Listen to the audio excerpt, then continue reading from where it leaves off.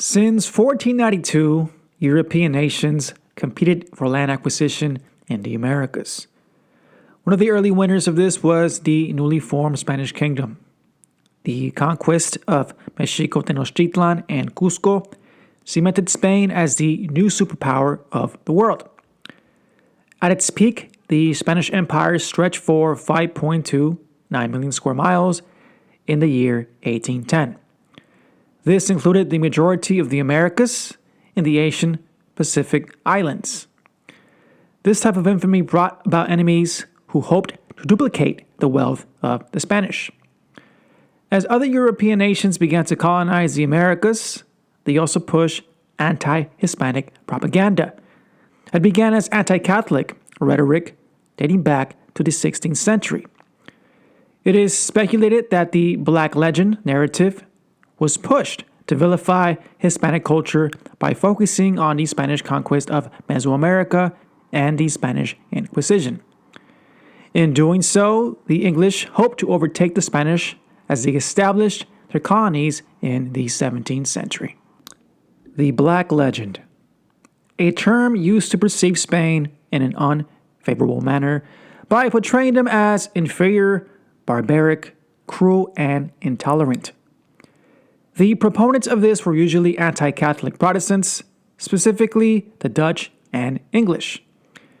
These anti-Hispanic sentiments survived well into the 19th century and eventually were adopted by white Anglo-Saxon Protestants.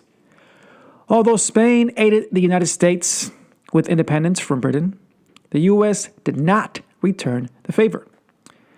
As a matter of fact, they did the complete opposite when they supported the independence movements of Hispanic America.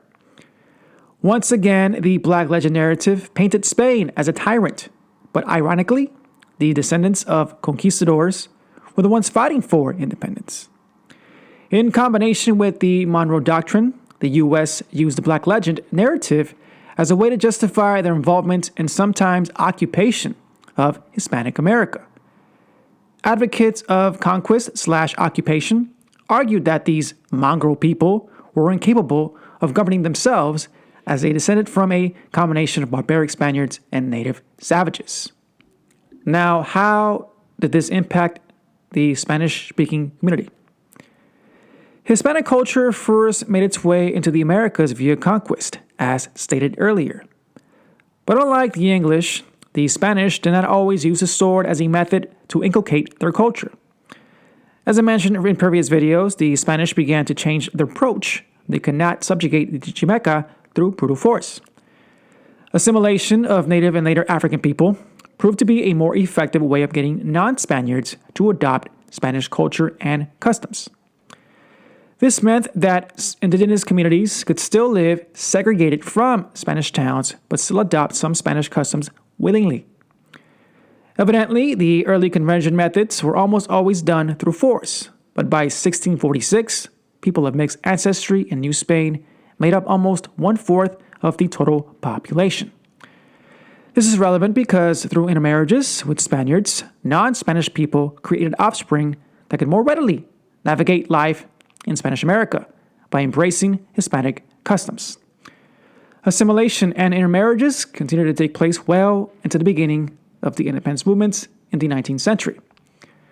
Post-independence in 1821, nationalism, which was rooted in Hispanic values, was the agenda to unify the multi-ethnic countries. In Mexico, for example, many native peoples were victims of the liberal land reforms that aimed at modernizing and Mexicanizing indigenous communities. However, it was not until the appearance of José Vasconcelos that countries like Mexico began to embrace their mixed ancestry.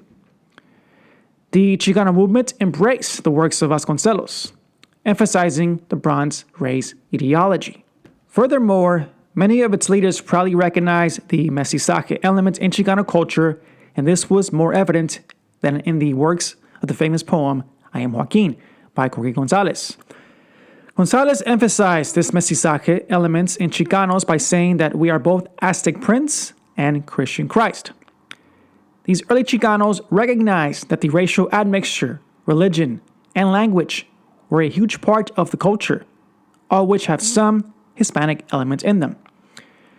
It was not until the mid-20th century that the Indigenismo movement, which began in Mexico, emphasized decolonization. Chicanos who embraced the American Indian movement and Indigenismo began to push the Black legend narrative in an attempt to connect with their native roots. Ironically, the same method that was used to conquer the newly formed Latin American countries and oppress members of the Spanish-speaking community was adopted by the same people that it affected negatively centuries later. To conclude this episode, today anti-Hispanic rhetoric exists in both English and Spanish-speaking communities of the United States. One began in the 16th century as a means to justify the occupation of Hispanic America and its former territories. These sentiments still influence legislation and policies here in the U.S., which ultimately impact the Spanish-speaking community. The other one gained traction in the 1970s and has recently become more popular in the United States, as descendants of Hispanic culture attempt to reconnect with their native roots. However, as they attempt to decolonize, they contribute to the Black legend narrative, which further divides them and disempowers them in terms of forming a movement in unity and solidarity for the Spanish-speaking community. If you enjoyed this episode, feel free to subscribe, comment, and share with your networks. If you would like to watch the condensed version of this episode, please consider following me on TikTok at f.l_o.w_.